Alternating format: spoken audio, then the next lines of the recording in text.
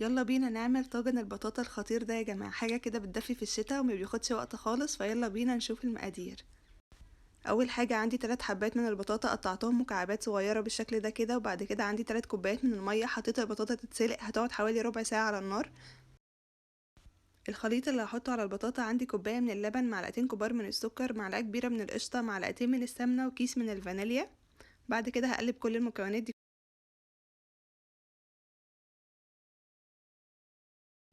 بعد ما البطاطا اتسلقت احط عليها رشه من القرفه، ودي بتدي ريحه وطعم حلو جدا للطاجن ده. ههرس بقى كل البطاطا اللي معايا بالشكل ده كده. بعد ما هرست البطاطا هحط عليها الخليط اللي احنا عملناه مع بعض وهقلبهم كويس قوي. وعندي الطاجن الصغير ده هحط فيه خليط البطاطا وهدخله بقى الفرن. هيقعد حوالي ربع ساعه بس الوش ياخد لون، وكمان السكر اللي جوه يتكرمل كويس قوي. شايفين الجمال ده بعد ما خرج من الفرن؟ بجد مش قادره اقول لكم الريحه عامله ازاي، ريحه القرفه خطيره. حطيت على الوش شويه من المكسرات كده.